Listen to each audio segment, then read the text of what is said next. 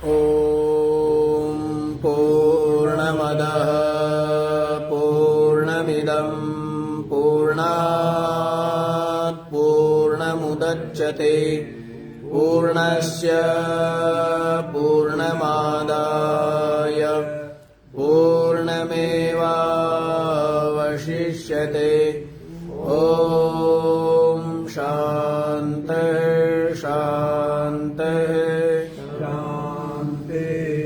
ॐ सहना भवतु सहनौ भुनक्तु सह वीर्यं करवावहै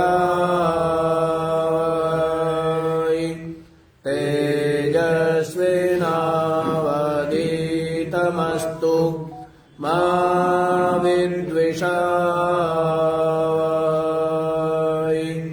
ॐ शान्तिः शान्तिः शान्तिः।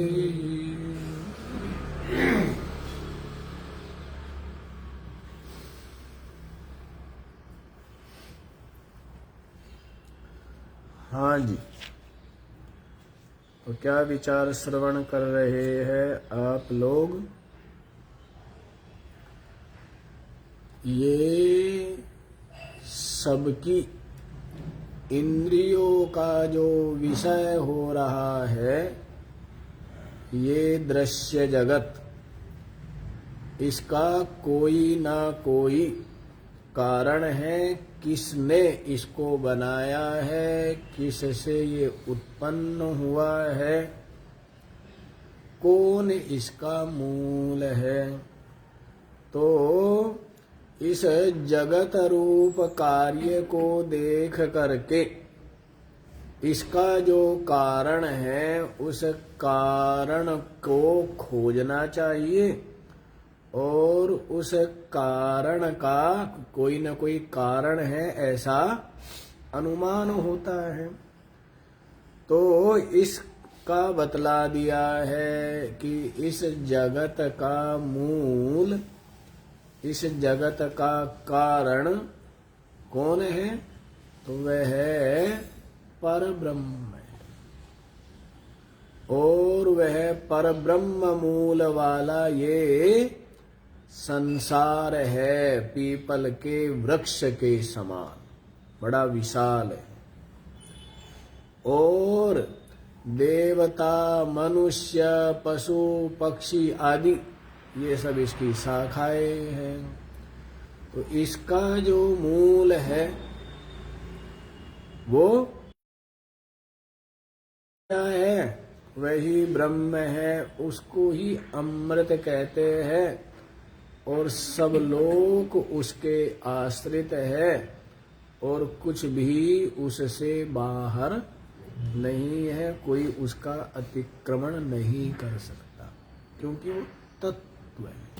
वो क्या है? जैसे जल तत्व का अतिक्रमण नहीं कर सकती फेन, बुदबुदे, तरंग आदि जल का अतिक्रमण नहीं कर सकते, जल तत्व का, है ना? ऐसे ही जो स्वर्ण तत्व है, तो उसका कोई भी आभूषण अतिक्रमण नहीं कर सकता। जैसे मिट्टी तत्व है, तो इसका कोई भी पात्र अतिक्रमण नहीं कर सकता। इसी प्रकार से ये संपूर्ण जगत उसी तत्व से प्रकट है और उसी तत्व से बना है। और इस कारण से ये क्या है? ब्रह्म तत्व रूप ही, ब्रह्म रूप ही है, ये बतला दिया है। और यहाँ पर द्वितीय मंत्र में बता दिया था कि जो कुछ भी है वो इस प्राण रूप ब्रह्म से, प्राण क्यों कहा है ये आपको बता दिया था, क्योंकि अपनी आत्मा प्राण का भी प्राण है। जैसे घर जो है वो किसके लिए? आपके लिए। तो यदि आप अपने को जीव भी अभी स्वीकार करें तो ये शरीर भी तो आपका घर है। और ये बनाया किसने है? आपने बनाया है। अपने कर्म, अपने संस्कार, अपने चिंतन से किसने बनाया है ना। तो उसका जैसे मजदूर ने एक मजदूर ने ज्यादा परिश्रम किया तो उसको 100 रुपए, और एक ने कम परिश्रम किया तो उसको 50 रुपए। तो क्यों? मालिक ने भेद किया क्या? देने वाले ने भेद किया है। किस पर निर्भर है? वो उसके पुरुषार्थ पर निर्भर है। तो वैसे ही जीव को जो कुछ भी प्राप्त होता है, चाहे वो मनुष्य देह प्राप्त हो, चाहे देवलोक प्राप्त हो, चाहे नरक की प्राप्ति हो, चाहे कीट पतंग पशु पक्षी आदि की प्राप्ति हो, वो सब का सब अपने ही कर्म, अपने ही चिंतन, अपने ही संस्कार का फल है। ये परिपाक है ना, पका हुआ फल है। अब पके हुए फल है वो आप जो है ये शरीर पा करके क्या करते हैं? भोगते रहते हैं सुख दुख। जो आपके कर्म है उन कर्मों का ये क्या है? पका हुआ फल। इसी का नाम क्या? प्रारब्ध। इसी का नाम प्रारब्ध है। तो इस तरह ये आपको मनुष्य देह मिल गया है। इसी तरह ये जो सूक्ष्म देह है ये भी वैसे ही सूक्ष्म देह, ये हम इसलिए बता रहे प्राण के लिए। तो ये जो प्राण रूप सूक्ष्म शरीर है और इसमें जो गमनागमन है और इसको जो देहांतर आदि की प्राप्ति है, या प्राणों का संचरण बना हुआ है या प्राणों का विच्छेद हो जाता है, वो सब का सब जिसकी सत्ता से होता है। और जीवपना भी क्या है? जीवपना भी क्या है? केवल भ्रांति मात्र है। केवल क्या है? अध्यास मात्र। जैसे शीशे के सामने खड़ा हुआ है और शीशे में अपना आभास दिखता है, तो उसी को मैं मान ले और जिसका आभास है उसको भूल जाए, तो ये क्या है? ये अज्ञान तज्जन्य भ्रांति ही है। तो ऐसा है अधिष्ठान जो निर्विशेष, जो अकर्ता अभोक्ता साक्षी है, चेतन, उसको मैं ना मान करके, आत्म रूप से न जान करके इस सूक्ष्म देह को, कारण देह को और स्थूल देह को ही आत्म रूप से जानता मानता है, और यही इसके लिए बंधन है। तो ये बतला दिया था उसके पश्चात कि उस आत्मा से ही सब कुछ निकल करके क्या हो रहा है? ये अपने अपने क्रिया में प्रवृत्त है संपूर्ण संसार, और वह परमात्मा महान भय रूप है। वो क्या है? महान। जैसे घड़ा डरता रहता है मिट्टी से, है? जैसे बालक डरता है अपनी माता से, उसी से तो उसका जन्म हुआ है, वैसे ही वो डरता रहता है घड़ा मिट्टी से। नहीं डरता रहता है कि यदि मैं फूट गया तो क्या हो जाऊंगा? मिट्टी हो जाऊंगा। तो वैसे ही सब कुछ मतलब लय हो गया ना, घट जो है नाम रूप उपाधि लय हो गई। वैसे सारा का सारा जो भी प्रपंच है, कल आपको बता दिया था, जो ये आदित्य है, चंद्रमा है, नक्षत्र है, तारे है, ये सब के सब उस परमात्मा से भयवान है। क्यों? क्योंकि वो ऐसा है बिल्कुल जैसे हाथ में लिया हुआ वज्र कब मार दे, तो ऐसा सबको प्रतीत होता है। इसी कारण से सबके सब मर्यादा में स्थित है, अपने अपने नियम में विराजमान है। और जो उसको जान लेता है या एतद् विदुः अमृता ते भवन्ति, जो उस परमात्मा को जान लेता है वो क्या हो जाता है? अमृत हो जाता है, मरता नहीं। क्या हो जाता है? शरीर तो मर जाएगा और शरीर नहीं मरेगा, जो कभी मरता नहीं वो भी मर जाएगा। बोलते ना कि माया मरी न मन मरा, और मर गए शरीर तो मरते रहे, लेकिन जो शरीर का बीज था, ये माया मन, ये मरे नहीं है। लेकिन इस ज्ञान से क्या होता है? माया मर गई, मन मर गया, तो फिर वापस मरना, न जन्मना न फिर मरना, क्योंकि वो क्या हो गया? जैसे बूंद मर गई, अपने को मिटा दिया तो क्या हो गई? समुद्र हो गई।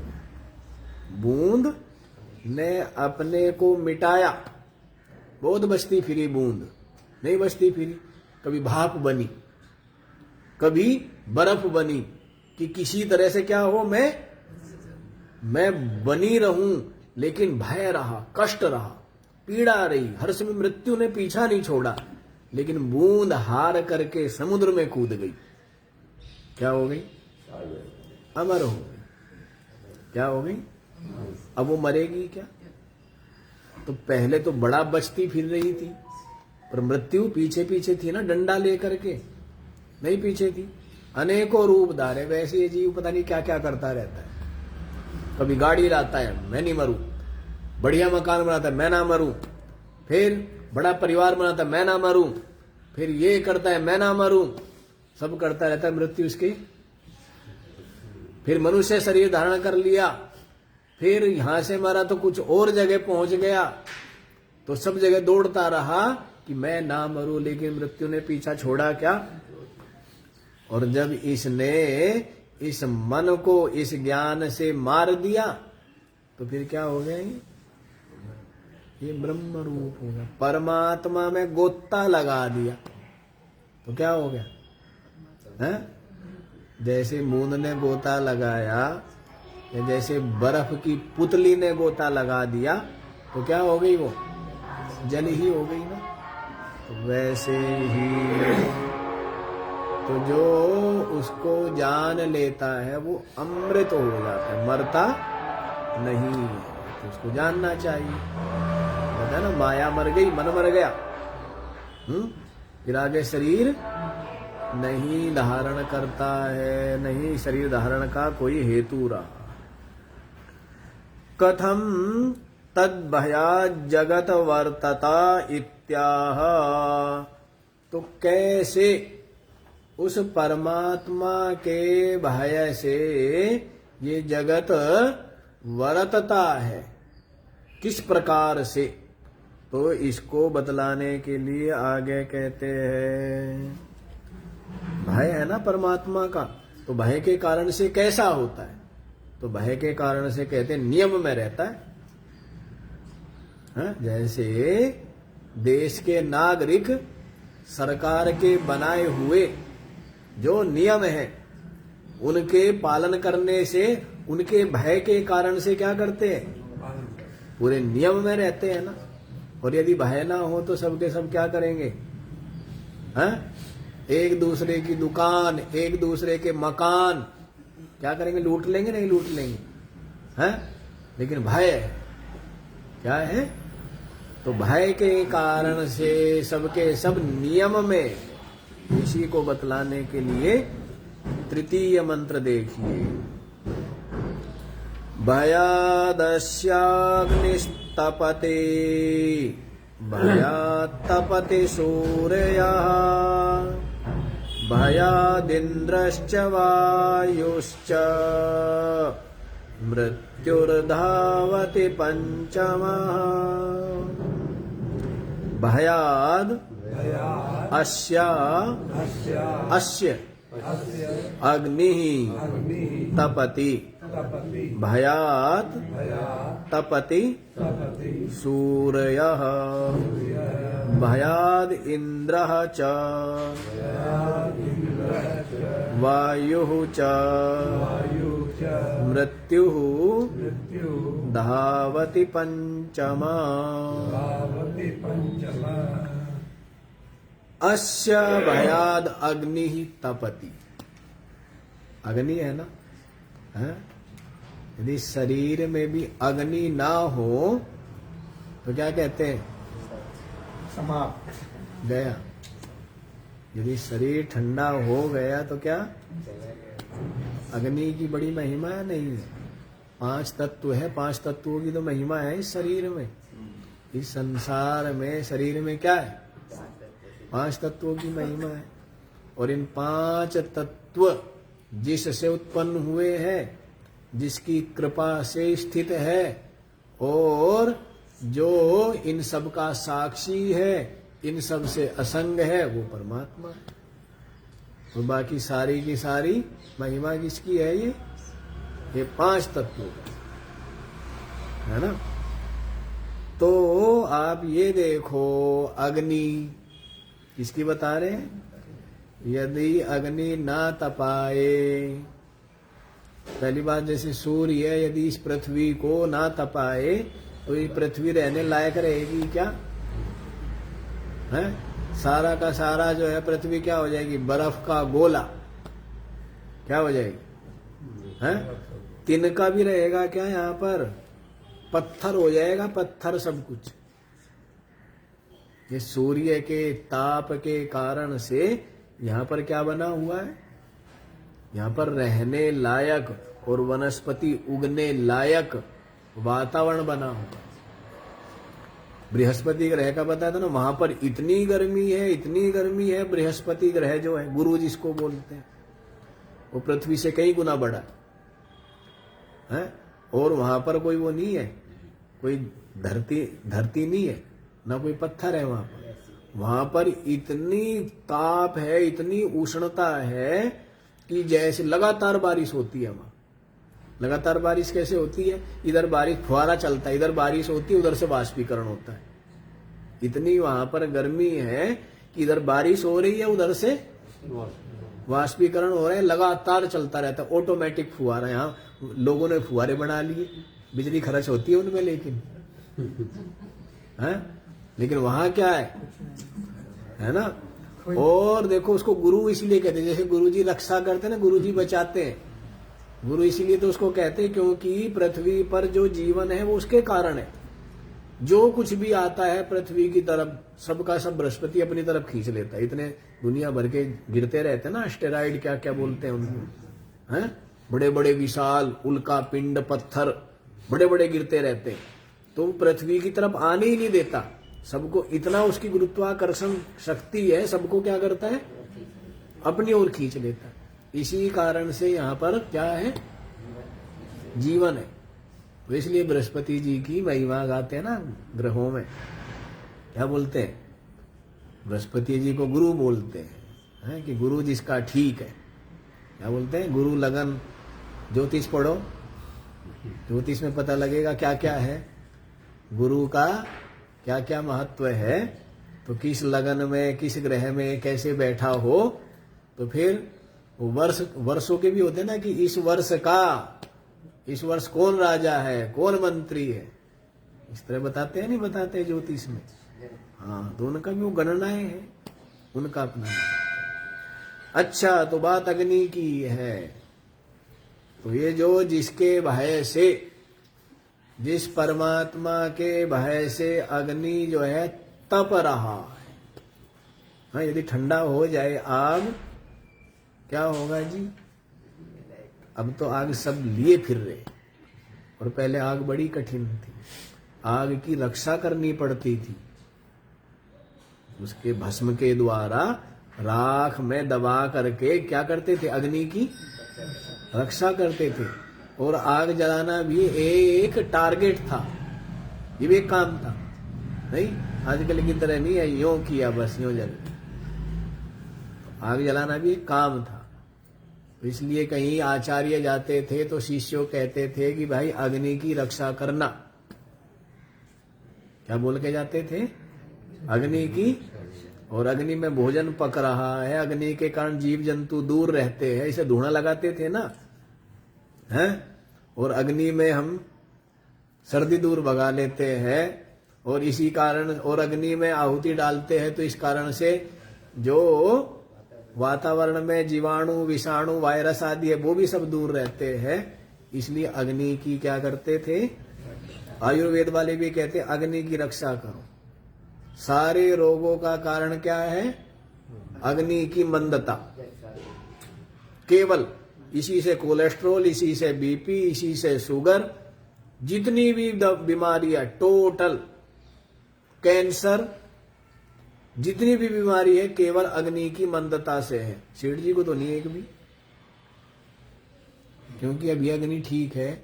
85 साल की उम्र में भी रात को 12 बजे दूध में घोल के पिन्नियां खाते हैं, और दूध में घोल के रात को 12 बजे भी पीते हैं। क्यों, अग्नि ठीक है।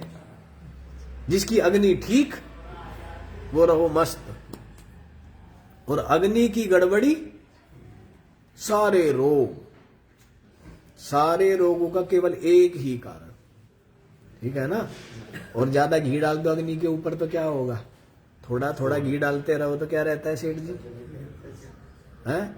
और बस उठाया पतीला और पटक दिया, क्या होगा, हाँ तो अग्नि बुझ जाती है ना। तो ये मत सोचना कि भाई घी खाने से आग बढ़ेगी, है? थोड़ा थोड़ा ही ठीक रहता है, ठीक है ना।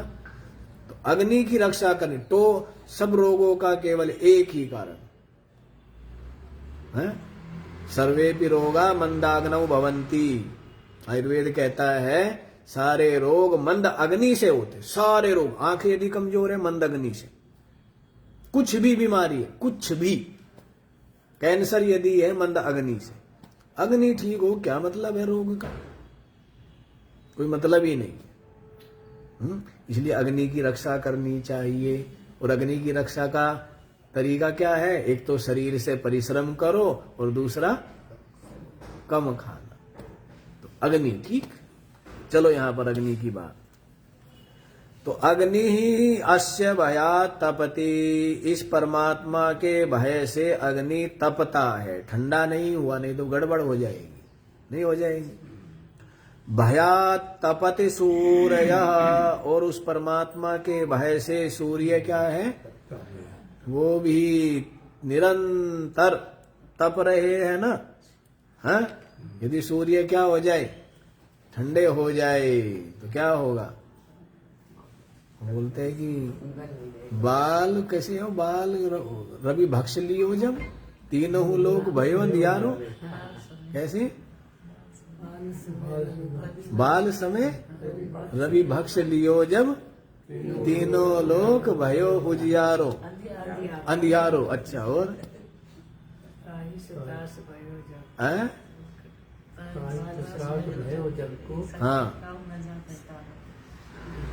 काऊ से जात ने टारो। हाँ, तो कहते हैं हनुमान जी ने जो है वो क्या कर लिया, सूर्य को मुख में रख लिया। ऐसा तो कुछ नहीं है कि मुख में रख लिया है, लेकिन हनुमान जी जो थे बड़े ज्ञानी थे, बड़े वैज्ञानिक थे, बड़े पंडित थे, तो कुछ कर दिया होगा कुछ। अब उसमें हम नहीं जाएंगे ज्यादा व्याख्या में, नहीं तो फिर ये व्याख्या छूट जाएगी। नई व्याख्या तो हम उसकी भी कर देंगे।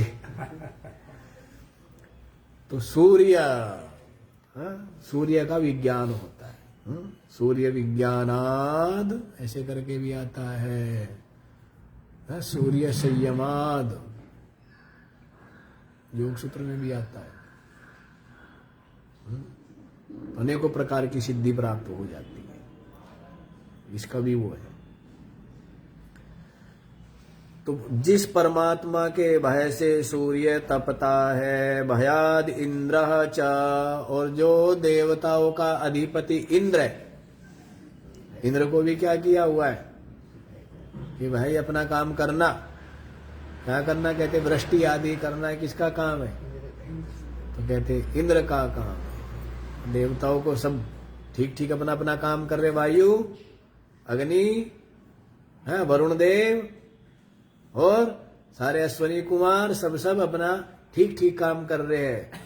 उन सब का शासन कौन करता है, इंद्र करता है। तो वो इंद्र भी जिसके डर से डरा हुआ है कि भाई गड़बड़ कर दिया तो हटा देंगे, हाँ? परमात्मा के भय से इंद्र, वायु और वायुदेव भी निरंतर दौड़ रहे, निरंतर। और मृत्यु, जो मृत्युदेव है, जो इस यमराज जी है, वो भी अपना काम कर रहे हैं। यमराज जी कहते हैं मैं तो कुछ करता नहीं, सारी दुनिया मेरे को गाली देती है, मेरे को कसाई कहते हैं सब, जबकि मैं थोड़ा ही मारता हूं किसी को। है मृत्यु मारता है क्या? इस जीव के जो कर्म है वही मारते हैं ना इसको, नहीं, इस जीव के कर्म मारते। अपने ही कर्मों से लाभ हानि जय पराजय जन्म मरण किससे? वो तो मृत्यु तो क्या है, बस वो उठा के ले जाता है जो बच गया कूड़ा कचरा है। यूं समझ लो भाई, इस जीवात्मा को क्या करता है, लेके जाता है बाकी कि भाई वहां चल, जहां तेरा कर्म भोग है, आगे की यात्रा पर निकल। बाकी तो वो थोड़ा कसाई है कोई, अपने ही कर्म से मरता है ये, अपने ही कर्मों से आता जाता है, अपने ही कर्मों का फल भोगता है, नहीं। तो मृत्यु देव कहते, यमराज जी कह रहे हैं ना, दुखड़ा रो भी रहे हैं, पीछे रोया था ना दुखड़ा कि भाई नचिकेता क्या बताऊं, है मैंने ये 3 बार इस स्वर्ग को प्राप्त कराने वाली नाचिकेत अग्नि का चयन कर दिया, इसके कारण से मुझे स्वर्ग में यहां बैठना पड़ा, और मुझे जो है ना ये यमलोक का क्या बना दिया है, अधिपति बना दिया है। नहीं तो मैं भी क्या हो जाता, सीधा मुक्त हो जाता, सीधा क्या हो जाता, ब्रह्म रूप हो जाता। तो ये सबके सब बोध जिसको है ना वो मुक्त ही है। यमराज जी को ज्ञान है तभी तो ज्ञान दे रहे हैं ना। तो ज्ञान जिसको है, बोध जिसको है, वो क्या है, मुक्त है। तो मृत्यु धावती पंचमः, 5वां जो मृत्यु है ये भी निरंतर दौड़ते हैं जिस परमात्मा के भय से। देख लीजिए इसका भाष्य, छोटा ही है। भयाद भीत्यास्य परमेश्वरस्य अग्नि तपति। भयाद माने जिसके भीत्या, जिसके भय से, डर से, जिस परमेश्वर के डर से अग्नि तपति, अग्नि तप रही। भयाद तपति सूर्यो, भयाद इंद्रश्च वायुश्च मृत्युर्धावति पंचमा। उस परमात्मा के भय से ही सूर्य तपता है, और इंद्र और वायु और मृत्यु, ये तीनों देव भी अपने अपने काम को करने में क्या है, निरंतर बिना प्रमाद किए दौड़ रहे, बिना प्रमाद किए, जिस परमात्मा के भय से। न ही ईश्वराणाम लोकपालानाम समर्थानाम सताम नियंता चेद वज्रोद्यत करवन्न स्यात् स्वामी भयभीतानाम इव भृत्यानाम नियता प्रवृत्तिरुपपद्यते। तो देखो, जैसे कह रहे हैं ना, ईश्वराणाम लोकपालानाम, ये जो लोकपाल आदि है ना, शासक लोकपाल आदि, समर्थानाम जो समर्थ है, तो इनका जो नियंता, तो वज्र उद्यत करवन्ना, हाथ में उठाए हुए वज्र के समान। ऐसा नहीं है कि हाथ में कोई वज्र उठा करके लिया हुआ है और ये सब के सब देवता लोकपाल सब दौड़ रहे हैं, तो ऐसा नहीं है, केवल स्वामी की उपस्थिति मात्र से, है ना। तो क्या होता है, स्वामी भयभीता नाम इव भृत्यानाम। जैसे नौकर लोग, मालिक आ गया, मालिक आ गया, कोई मालिक के हाथ में लाठी तो है नहीं, है मालिक के हाथ में कोई तलवार तो नहीं है, लेकिन सबके सब है। जैसे माता पिता जाके पिताजी आ गए, पिताजी आ गए, तो ये थोड़ा है कि पिताजी कोई कसाई है, लेकिन अपने आप ही सबका सब क्या है, सबके सब डरते हैं ना, नहीं डरते हैं। क्यों डरते हैं? क्योंकि उनका एक ऐसे ही भय बना हुआ है। उनका एक क्या है, पिताजी ने भले ही कभी नहीं मारा है, कभी हाथ नहीं उठाया है, कभी टोका भी नहीं है, कभी कठोर बोला भी नहीं, लेकिन उसके पश्चात भी क्या रहता है, जो संस्कारी है और जो थोड़े से क्या है, अंतर्मुख है, तो उनसे बालक क्या करते हैं, भयभीत रहते हैं। नहीं, भयभीत रहते हैं, भयभीत रहते हैं। तो जैसे स्वामी के भय से भयभीत जो भृत्य है, नौकर आदि है, तो उनकी प्रवृत्ति होती है। और यदि भयभीत ना होवे तो वो अपनी प्रवृत्ति नहीं करेंगे। समझ आया जी? हाँ जी। तो इस तरह लोकपाल आदि जो है उस परमात्मा के भय से अपने अपने कर्तव्य में प्रवृत्त बने हुए हैं, प्रवृत्त है। क्योंकि परमात्मा क्या है, इन सब का साक्षी भी है, इन सब का आत्मा भी है, इन सब का मूल है, सबके सब, सबका अधिष्ठान, सबका क्या है। जैसे सारी की सारी मिठाइयाँ मीठे से डरे, सारी की सारी मिठाइयाँ किससे डरे, मीठे से डरती है। क्यों? क्योंकि उन मिठाइयों में जो प्राण है, अरे इन मिठाइयों में जो प्राण है वो कौन है? यदि मिठाइयों में से मीठा निकाल ले, गुलाब जामुन में से क्या करो, रसमलाई में से मीठा निकालो, जलेबी में से मीठा निकाल लो, बाकी आप खाओ, ठीक रहेगा? है? तो उनका जो प्राण है, उनका जो जीवन है, उनका जो आत्मा है, वो कौन है? मीठा है ना। यदि मीठा नहीं तो कुछ है? तो वैसे ही वो सबका क्या है, आत्मा है, सबका प्राण है परमात्मा। तो इसे सारी की सारी मिठाइयाँ, जलेबी, बालूशाही, गुलाब जामुन, सब की सब हाथ जोड़ के खड़े हुए, किसके सामने? मीठे के सामने, कि हम जो कुछ है आपके कारण। सारी की सारी मिठाइयाँ क्या कहती, हम जो कुछ है किसके कारण है? आपके कारण। हाथ जोड़ के खड़ी नहीं खड़ी है। यदि मीठा निकल के चला जाए, वही मीठा कहेगी नहीं भाई मैं नहीं आता तुम्हारे, तो क्या है, वो निष्प्राण है ना। जलेबी पड़ी हुई है, प्लास्टिक की खा लो उठा करके, या मैदे की खा लो उठा करके, मैं खाते तभी उसमें जो रस है, रस ही नहीं है। इसलिए परमात्मा को क्या कहा, रसो वैसा। जो सब में जो रस है ना, वो रस किसका है? परमात्मा का है ना। जो रस है वो किसका है? परमात्मा का है। बुद्धि के द्वारा अब किसी मरे हुए के मुख में रस डाल दो तो, या कोई मूर्छित हो उसके मुख में रस डाल दो तो, कोई कोमा में है, मूर्छित है, तो उसके मुख में रस डालेंगे, खट्टा डालो, मीठा डालो, कोई महत्व है? किससे महत्व है? जो जानेगा मन बुद्धि, और मन बुद्धि भी का भी जो अधिष्ठान है, मन बुद्धि को भी जिसने क्या दिया हुआ है, सत्ता दी हुई है, चेतना दी हुई है। इसीलिए सबका अधिष्ठान क्या हुआ, वो चेतन तत्व ही हुआ। सबका प्राण, सबका जीवन, सबका आत्मा, सबका आत्मा। समझ आई बात? तो इस तरह से ये बतला दिया है।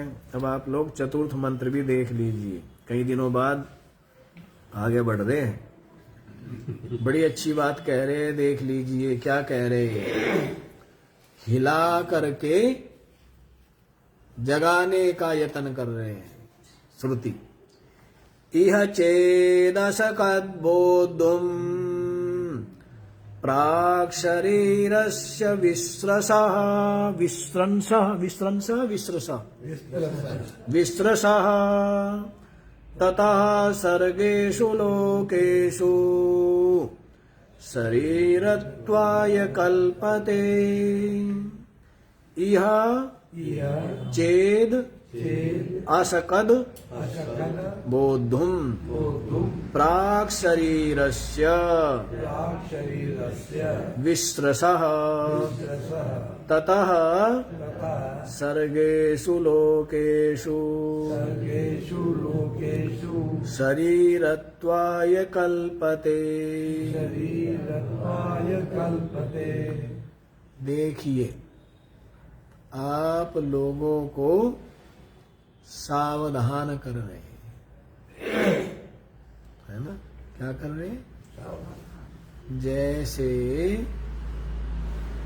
गंगा नदी का वेग बड़ा तीव्र है, तो सावधान करते हैं कि भाई यहाँ पर स्नान मत करना, यहाँ पर बहुत गहराई भी है, यहाँ भंवर भी है और यहाँ वेग भी, तो यहाँ पर स्नान सावधान करते हैं ना।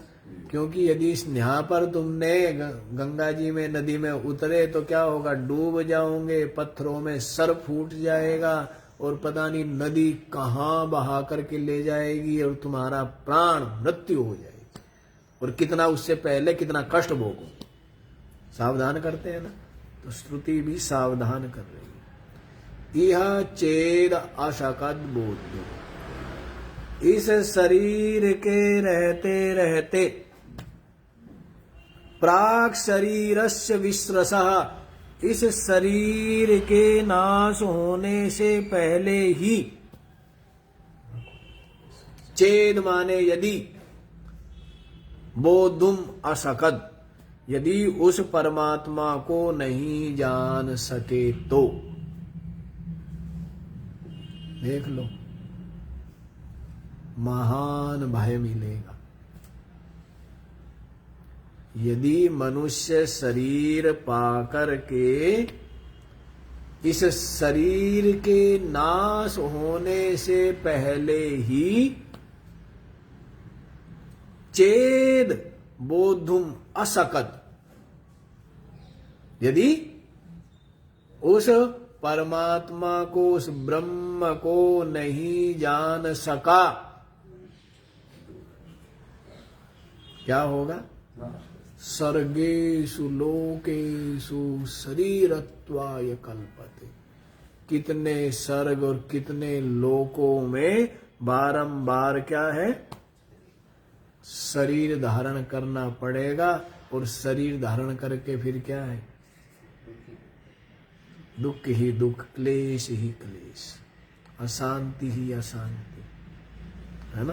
बंधन ही बंधन। तो श्रुति कह रही है यही अवसर है आपके पास। पीछे भी केनोपनिषद में भी आया था ऐसा मंत्र, यह चेदवेदीत अथ सत्यमस्ति। यदि इस शरीर के रहते रहते उस परमात्म तत्व को जान लिया तो ठीक, और नहीं जाना तो महान, सबसे बड़ा विनाश होगा, सबसे बड़ा विनाश। लेकिन व्यक्ति को क्या होता है? इन बातों का कोई चेत नहीं, और यदि समझ है तो ये बात समझ में नहीं आती है, इस बात को आदर नहीं देता कि यही अवसर है, और ये अवसर चूके तो फिर क्या है? कीट पतंग और पता नहीं किस किस योनियों में और क्या क्या कष्ट भोगेगा। ये मौका है, केवल यही मौका है। और बहुत ज्यादा ताकत वाली बात भी नहीं है, सही समझने की बात है। क्या है? सही समझ की बात है। नहीं, जैसे हम जलेबी खा रहे थे, किससे खा रहे थे? खूब रस लेते हुए, खूब आनंद लेते हुए खा रहे थे। फिर कोई आया, अरे तुम क्या जलेबी खा रहे हो? वहां से लिए है ना उस हलवाई की। इन जलेबियों के ऊपर तो कॉकरोच घूम रहे थे, चूहे घूम रहे थे, बिल्ली झूठा कर रही थी, कुत्ते जो है उसमें हैं, हाँ ऐसे किया। तो अब क्या, अब तक तो क्या आ रहा था उस जलेबी में, हैं? और वो जो व्यक्ति है जो जलेबी बनाता है ना, उसने 6 महीने से तो उसने स्नान ही नहीं किया है ना। और बर्तन में भी क्या है, वो कॉकरोच मरे हुए थे, उन मरे हुए कॉकरोचों को भी पीस दिया है, और उसकी क्या बनी है ये। अब तक तो क्या था, वो जलेबी खा रही थी, स्वाद आ रही थी ना, इतनी स्वाद जलेबी, भाई उसके जैसी जलेबी कोई नहीं बनाता है। और अब उसने क्या किया, कुछ गड़बड़ कर दी क्या उस आदमी ने? गड़बड़ नहीं की, केवल ये कहा भाई जो सत्य, उस सत्य को देख। तू उसके बर्तन में देखा, तूने देखी क्या हालत है, कितनी गंदगी मची हुई है, कितना सड़ा हुआ है, और चूहा मर गया, मरे हुए को भी निकाल के फेंक दिया, मेंढक कूद गए हैं? तो सत्य तो था, लेकिन सत्य का जब तक नहीं पता था तब तक उसमें रस ले रहा था, और जब पता लग गया तो फिर खाने की इच्छा होती है क्या, बताइए। तो वैसे ही है, ये संसार तो अपनी जगह है, लेकिन इसका स्वरूप बता दिया कि ये संसार भाई जिसमें तू इतना सुख समझ रहा है, विचार कर सुख है या दुख है। सार समझ रहा है, विचार कर सार है या असार है। सत्य समझ रहा है, अविनाशी समझ रहा है, और एक रस समझ रहा है, विचार कर ये परिवर्तनशील है। विचार कर, वियोग रूप है, बंधन रूप है, स्वार्थ रूप है। लेकिन अकल तो नहीं आती ना, मोह में ही पूरा जीवन किसमें बीतता है, मोह में, है ना। जब पता लगे कि सबके सब अपना अपना क्या कर रहे हैं, आपके द्वारा अपना अपना स्वार्थ पूरा कर रहे हैं, क्या कर रहे हैं, आपके हितैषी नहीं है, जिससे कि आपका मंगल हो, आपका कल्याण हो। सबके सब क्या है, अपने स्वार्थ पूर्ति में, है ना। तो ये समझ नहीं आता है, आता है समझ, तो बस शास्त्र क्या है, वो समझाते हैं कि ये सत्य है। तो यही अवसर है समझने का, और फिर उस परमात्मा को जानने का, परमात्मा को पाने। इसी को श्रुति कह रही है, इह माने यहीं पर। देखो यही, और आगे 5वें मंत्र में बताएंगे यही अवसर है। बाकी और किसी लोक में चले जाओगे ना, तो वहां पर परमात्मा का दर्शन, तो आप सोचो स्वर्ग को पालेंगे, परमात्मा दर्शन वहां होगा ही नहीं। स्वर्ग में परमात्मा दर्शन नहीं कर सकते, क्योंकि वहां पर तो यही के जो भोग है वो चित्त और इंद्रियों को शांत नहीं होने देते, और वहां के जो भोग है वो तो क्या बताए हैं, स्वर्ग आदि के जो भोग है वो क्या बताए, दिव्य भोग बताए। तो वहां जब यहां पर ही मोह नहीं छूटता, लोभ नहीं छूटता, आसक्ति नहीं छूटती है, वहां तो गया ही केवल उन भोगों की आसक्ति के कारण से, कि यहां हमें सुख कम है, हैं? यहां पर सुविधाएं कम है, यहां पर चिंताएं हैं, यहां पर सीमाएं हैं हमारे शरीर की, इंद्रियों की, इसलिए हमें असीमित भोग मिले, असीमित खाते भी रहे हम, और हमारा पेट भी ना भरे। ऐसा ही चाहते हैं। अब यहां तो खाए तो क्या होता है, पेट भर गया, मन भरा नहीं। तो वहां पर क्या है कि वहां पर ले खाए गुलाब जामुन, है। फिर एक समस्या और भी, यहां तो खर्चा भी हो गया, गुलाब जामुन खाना हो तो क्या लगेगा, और वहां पर क्या है, और वहां हलवाई के पसीने वसीने डलने वाली बात भी नहीं है कि हलवाई का पसीना डल गया हो, है।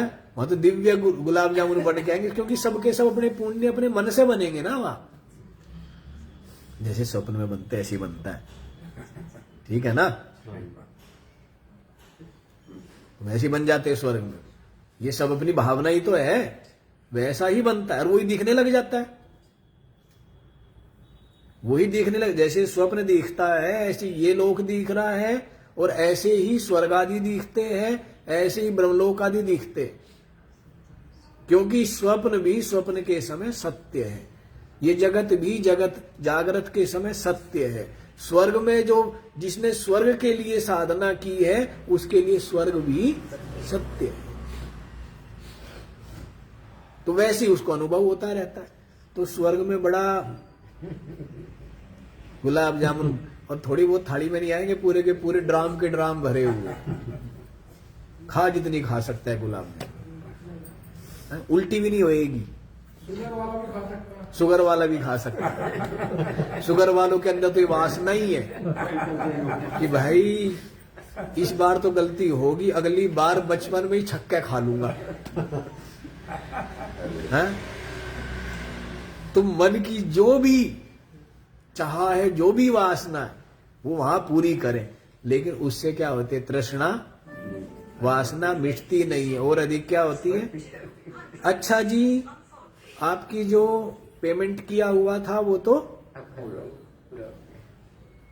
पूरा हो गया, बिल चुकता हो गया, अब आप चलो। तो फिर क्या करते? यहां फेंक देते। फिर आप सोचो, जिसके पास इतनी स्वतंत्रता थी अचानक से प्रधानमंत्री था और उसको अब क्या कर दिया? काल कोठरी में डाल दिया। प्रधानमंत्री था कौन? शाहजहां। हुमायूं ने डाल दिया शाहजहां को। पाकिस्तान का ये भी खुदा भी है। हाँ, वो तो है ही। तो क्या किया? जैसे शाहजहां को किसने डाल दिया? औरंगजेब ने। औरंगजेब गड़बड़, तो किस में डाल दिया? बताओ, कारावास कोठड़ी में। बताइए आप। तो वैसे ही आप पहले स्वर्ग में थे और क्या हो गए? पेमेंट हो गया पूरा। तो फिर क्या करते? क्षीणे पुण्य मृत्यलोकम विशंति। पुण्य, गीता में बोला है ना, पुण्यों के क्षीण होने पर फिर क्या होते हैं? फिर इस मृत्युलोक में डाल देते हैं। और वो भी कहां डालेंगे? माता के उदर में, गर्भ में। और कैसे करके डालेंगे? गांठ मार के। कैसे? शरीर की कैसे लगी रहती है? गांठ लगी रहती है ना, यो, है ना। तो जो इतना स्वतंत्र था है, अब क्या है? वो करवट भी नहीं ले पाता है। तो आप सोचो कितना कष्ट होता है, कितनी पीड़ा है। लेकिन सब भूलता रहता है। सबका सब क्या है? भूल गया है कि कितना कष्ट ही कष्ट है। और जीवन में भी तो कष्ट ही कष्ट है, नहीं सब कष्ट ही कष्ट है, पर आशाओं में जीता रहता है। ये हो जाएगा सुखी हो जाऊंगा, ये हो जाएगा सुखी हो जाऊंगा, और भोगता रहता है दुख। थोड़ा सा बीच में आ जाता है 95 पैसे दुख और 5 पैसे हाँ किरकिरा। किरकिरा बताया था ना, कैसा है? किरकिरा गुड़ है। स्वाद आता है क्या? कुछ कोई स्वाद नहीं आता। तो वैसा है। तो स्वर्ग आदि में ऐसा है जी, ठीक है ना। चलो यहीं पर देखो, इसलिए कह रहे यहीं पर स्वर्ग आदि में जाकर के परमात्मा को, जब यहां पर ही इनका राग नहीं छोड़ पा रहा, इनका मोह नहीं छोड़ पा रहा, जब यहीं पर अंतर्मुख होके आत्मचिंतन भजन नहीं कर पा रहा है, तो स्वर्ग में कर लेगा क्या? इसलिए जिसने पाया है, कहां पर पाया है? इस मृत्यु लोक में पाया, इस मनुष्य शरीर में पाया। इसलिए श्रुति कहती है, इह चेद असकद बोधुम, यदि प्राक शरीरस्य विश्रसा, इस शरीर के नाश होने से पहले ही, यह एवं यहीं पर, चेद माने यदि, असकद बोधुम, उस परमात्मा को नहीं जान सके, ततः, तो फिर क्या होगा? सर्गेषु लोकेषु शरीरत्वाय कल्पते। तो वो क्या है? स्वर्गों तक इन लोकों में शरीरत्वाय कल्पते, बारंबार शरीर धारण करेगा। जन्मता रहेगा और मरता रहेगा, जन्मता रहेगा मरता रहेगा, जन्मता रहेगा मरता रहेगा। हैं? बेचारे ने इतना परिश्रम करके रहने लायक जीने लायक जुगाड़ बनाया, इतने में आ गया कि चल क्या, इतने में बुलावा आ गया। फिर बेचारा वहां जन्म दिया, फिर वहां बेचारे ने परिश्रम किया, कुछ जीने लायक, खाने लायक, रहने लायक व्यवस्था बनाई, फिर तो इस तरह इसकी दुर्गति होती रहती है। क्या होती रहती है? दुर्गति होती रहती है। दुर्गति से बचना हो तो श्रुति कह रही है जान लो, परमात्मा को प्राप्त कर लो। देखो जी, इसका भी भाष्य देख ही लीजिए, व्याख्या करते रहेंगे तो यहीं पर रह जाएंगे।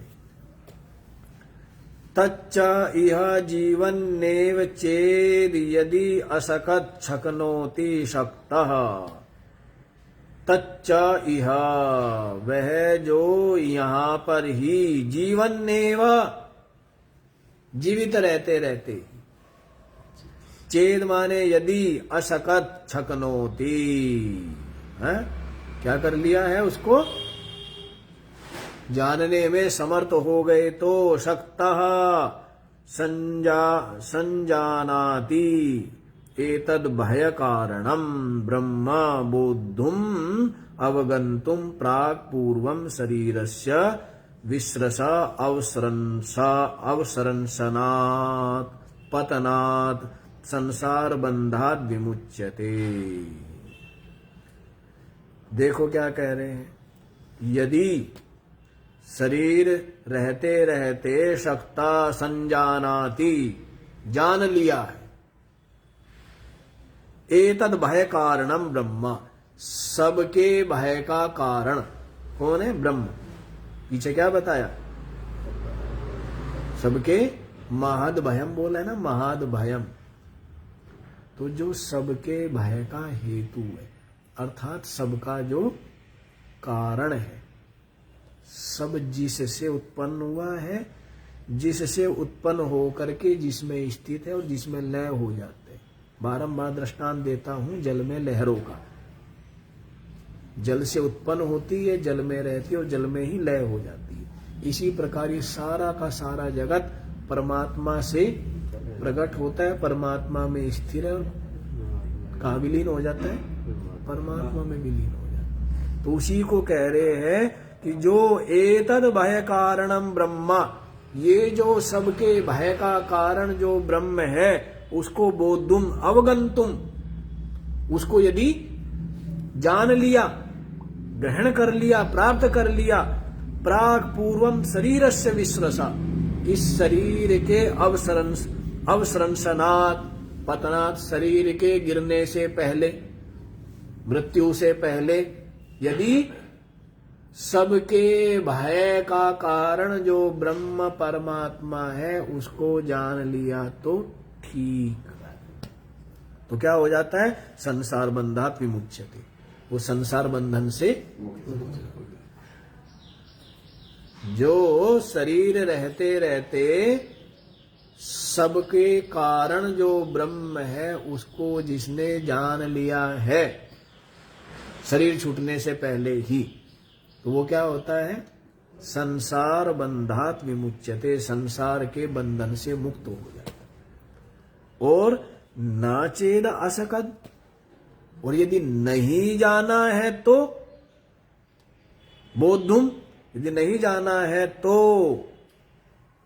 ततो अनवबोधात् सर्गेषु सृज्यन्ते येषु सृष्टव्यः प्राणिनः इति सर्गः। तथा यदि नहीं जाना है तो अनवबोधात्, परमात्मा को न जानने से, है? जैसे बिना जगे क्या बोलते हैं, जो सपने सिर काटे कोई, बिन जागे दुख। सपना देखा कि मेरा क्या काट दिया, रोता है नहीं, चिल्लाता है नहीं, तड़पता है नहीं, बताओ। तो वो जो सारा का सारा कष्ट उसका कब दूर होता है? जब जग जाता है। वैसे ही जब तक जानोगे नहीं, जगोगे नहीं, तब तक क्या रहेगा? निरंतर क्लेश रहेगा।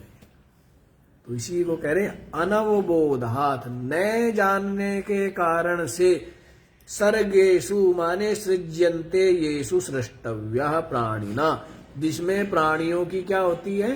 सृष्टि होती है। प्राणियों की जिसमें क्या होती है? सृष्टि होती है। ऐसे जो सर्ग है, इति सर्गः, ये सब के सब क्या है? सर्ग, संसार। सृज्यन्ते येषु सृष्टव्या, जिसमें जो सृष्टि के योग्य प्राणी है उनकी क्या होती है? सृजन होता है। उसको क्या कहते हैं? सर्ग। उसको क्या कहते हैं? सर्ग कहते हैं। पृथिव्यादयः लोकः, पृथ्वी आदि जो लोक है, तेषु सर्गेषु, इन्हीं सर्गों में, इन्हीं लोकों में, लोकेषु शरीरत्वाय, शरीर भावाय, बारंबार शरीर भाव को ही कल्पते, समर्था भवति, समर्थ होता है, शरीरम गृह्णाति इत्यर्थः। क्या करता है? शरीर को ही ग्रहण करता है, बारंबार शरीर ग्रहण करता है। अच्छा, शरीर ग्रहण करके क्या है? आनंद है। क्या है बताओ? हाँ? जिसको देखो वही क्या है? प्रसन्न या असंतुष्ट है? बताइए। संतुष्ट है और क्या है? संतुष्ट कौन मिलेगा? है? जिसके जीवन में भक्ति है, ज्ञान है, केवल वह संतुष्ट मिलेगा। उसके अलावा कोई संतुष्ट मिलेगा? कोई सुखी मिलेगा? इसलिए तो कह दिया है, सुखिया सोई जो नाम आना, नानक दुखिया सब संसार। सुखिया सोई जो नाम है ना। तो इस कारण से शरीर को धारण करेंगे तो शरीर धारण करे तो क्लेश ही क्लेश है, कष्ट ही कष्ट है। सब लगे पड़े हैं, कोई किसी प्रकार से, सबके अपने अपने टारगेट है, नहीं टारगेट है? जो स्वस्थ व्यक्ति है तो उसका और टारगेट है। उसका टारगेट क्या है? मैं अधिक धन प्राप्त कर लूं, गाड़ी घोड़ा प्राप्त कर लूं, है? या और बड़ा पद प्राप्त कर लूं, या प्रसिद्धि प्राप्त कर लूं। और एक रोगी व्यक्ति, वही व्यक्ति रोगी हो जाए, उसका टारगेट बदल गया। क्या बोलते हैं? Target change. हाँ, अब उसका टारगेट बदल गया। वो क्या चाहता है? बस। और तू स्वस्थ पहले था, तू पहले था स्वस्थ, तब तो तूने आनंद में नहीं लिया। कह जी बस अब स्वस्थ हो जाओ ना, बस फिर तो। अरे पहले तो तूने आनंद लिया जब तू स्वस्थ था, तब और तूने चिंता लगाई हुई थी, तब तेने और टारगेट बनाए हुए थे।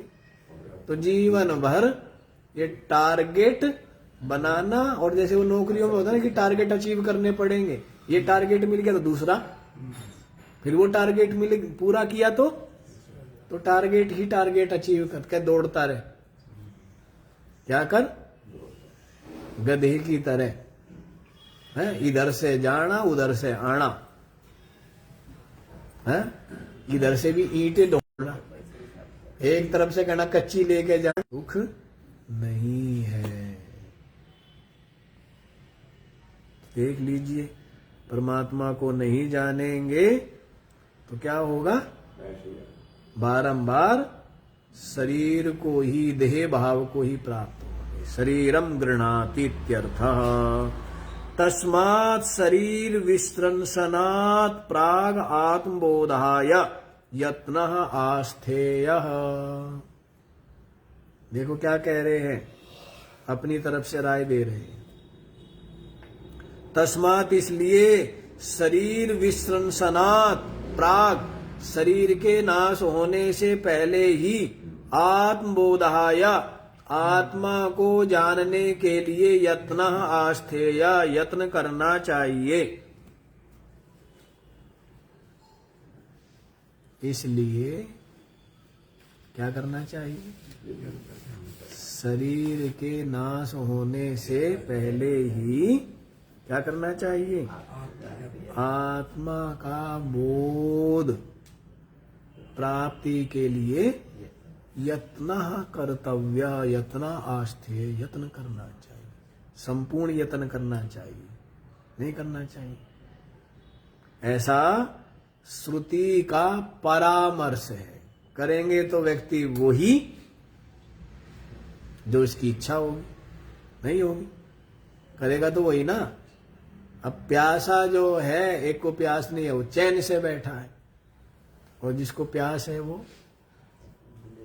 है नहीं, वो चैन से बैठेगा क्या?